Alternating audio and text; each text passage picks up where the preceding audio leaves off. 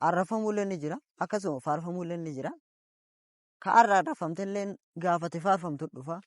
Kan ammoo arra faarfamtes gaafa arrafamtu dhufa. An arrafame jedhee yookaan faarfame jedhee onni sani jedhee hamileen na cabu takka hin jiru. Assalaamu alaikum wa rahmatullahi ta'ala wa barakaatuhu. Kabajamtee hordoftoota kiyyaa hundi keessanuu baganaa jiraattani. Isiniin jecha akkuma viidiyoo yuutuuba Iyyaasuu irratti ilaaltanii turtan. Wallaahi viidiyoon as dura dalagne hundi siitu hedduu takka viidiyoo nama yaaddessitu. Tan akkasuma isinillee jibbisiistu waan narraan eegamne hedduu takka dalagaa ture. Wallaahi dhiifama guddaa akkanaa gootanis abdii isinirraa qaba. Jechuun namni tokko bakka hin jiraamire yooni waa dhibee waan dhibe san akka fooyyessu yoo dhabe akka tokko dubbiin irraa akka malee taate.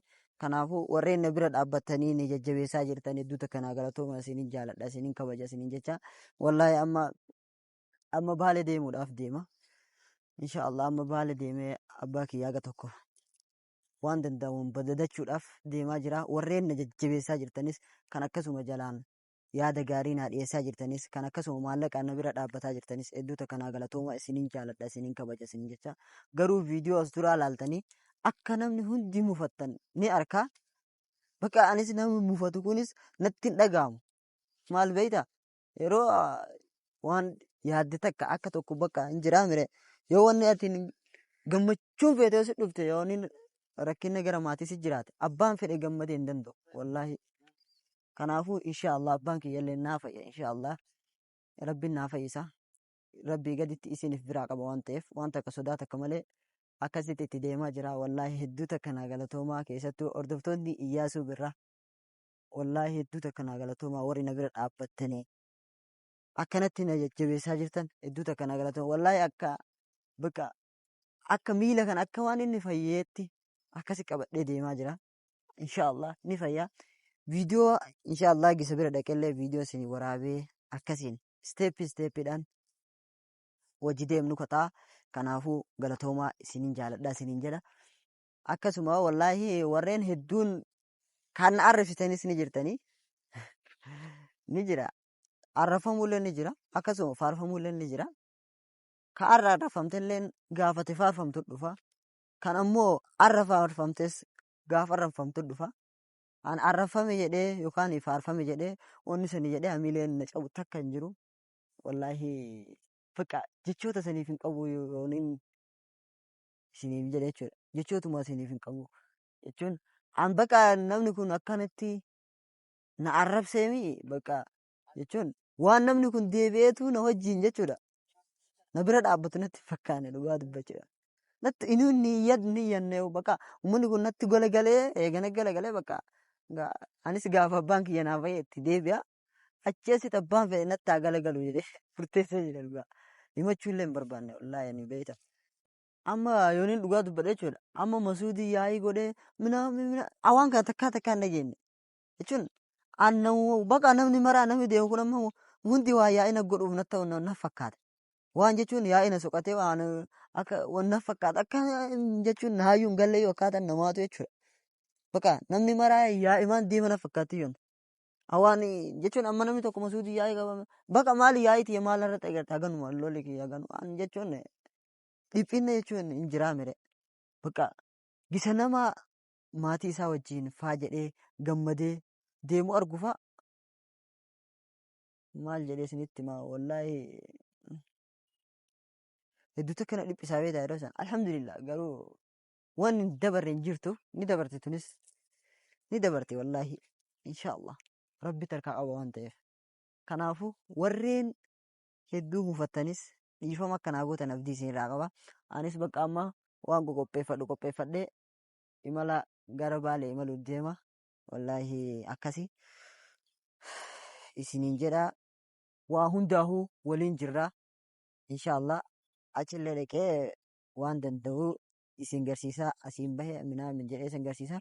Hujii kiyyallee inshaallah gaafa rabbi achiina deebise qalbii takkaan badadadhee deebi'ee qalbii takkaan dalagata. Namni kan dalagatee yookaan gammachuudhaan hojii takka dalagu yoonni rakkinni maatii keessaa fayyaa qabaate dalagaan sunis itti gammadee dalagata. An jechuun dalagaati itti gammadee jechuun tiyya jedhee akka daa'utti mastawatti itti dura qabee haa dalagadhu malee keessi kiyya fayyaa nan qabu.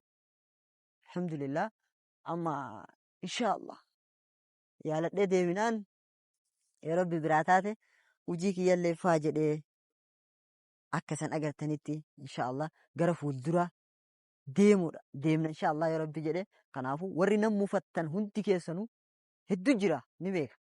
Hedduu jira wallaahi keessattuu warreen amma Iyyaasuun akkana si jajjabeessee hojii tan akkanatti waan hagana ga'u sii godhee akkamitti akkana taataa warri jedhe hedduu jira. Kanaafuu ani jaaladhee oduu hin taane anam gisa xiqqoo haasaa tokko nama wajjin haasa'u jechuudha. Haasaa oduu nama wajjin haasaa irra akkana jiru keessa san yaadadha jechuun gisa haasaa keessa yaadadhu baqa wama jedhee sanuun beeku arraba taate immoo dhibaattee ittuma gadhiisee dhiisudha. Ittuma gadhiisee irraa ba'ee ganaa lakkaan waan arrabaa jedheeni ganaa achi booda rifadha. Gisa rifadhu inni illeen aare alleen bakka itti galagaleera haganu malee ani itti yaadee yookaan nama wal loluudhaaf gadi hin baane. Amma namni na beeku na beeka. Kan qaama na dhufee jechuun hin jiraame dur haga tokko na beeku illee ni jira. Yaa'iin bakka dhiyoo tana wanni akka tokko na goggodhe inni illee itti hammaattee waan sababa kanaa wal qabsiisee akka tokko na jibbisiise bakka haalumaan jireenyatu na jibbisiisee bakka wallaahi haalli jireenyatu na jibbisiisee dhugaa dubbachuuf amma akkasuma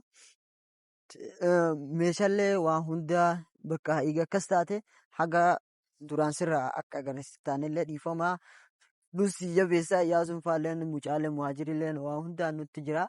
Mucaaleen nuti irra jajjabeessaa rakkinni takka hin jiru naan jedhanii anis amma shakkii takka malee inshaallah warreen kastamaraa kiyyaalleen kan asirraan ilaaluu jirtanis akka dhaqxanii mucaa sannaa jajjabeessitan abdii isinirraa qaba.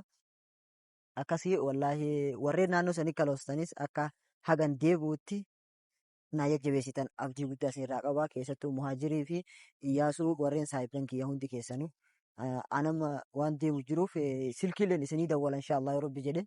Kanaafuu hedduu takka galatoomaa isiniin jedha. Mucaalleen inshaallah akka inni eegee qajeela jabaatee haga dhufutti xinikaareedhaan na jajjabeessu jabeessee bootaa san sirriitti nu oowwisu abdiirraa qaba. Gisa deebi'ee ammoo qalbii takkaan shaa jedhee gammachuudhaan gattaa'ee akka dalagadhu abdii rabbii kiyyarraa qaba jechuun anni godha haa jedhu malee kan godhu rabbii an sababa rabbiin godha an jechumatti deemu gochumaaf egaa tattaafadha malee kan waa hunda naa godhu rabbuma.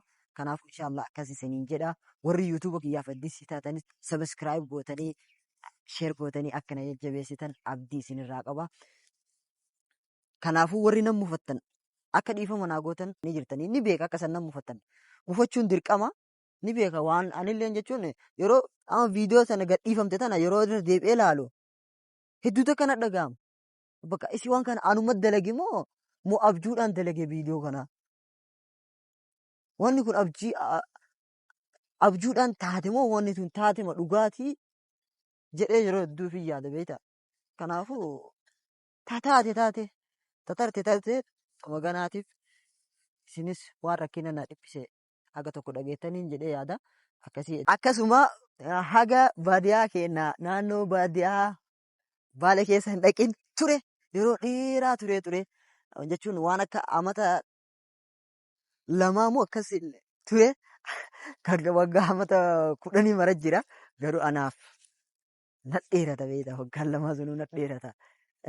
Sanis kee deemee baadiyyaa kee deemee shaashambaa isin godhee isin gammachiisadhee yaada. Inshaallah maatii iddoo safara keenyaa iddoo katamaa teennaa hunda kan isin daawwachiisu ta'a. Inshaallah viidiyoo itti aanutti kan magaalaa yookaan waan iddoo karaa kanatti waan nu mudate hunda isiniin ga'u ta'a. Viidiyoo sabiskiraayib godhaa sabiskiraayib sheer godhaa irratti akka na eegdan abdii guddaa isinirraa qabaa. Anis amma gammadee gammachuudhaan akka inni naaf fayyu rabbii kiyyarraa abdii qabaa. Deemaa jira hedduu takka na galatoomaa isiniin jaaladhaa isiniin kabajaa. Viidiyoo itti aanutti naga walitti deebinutti.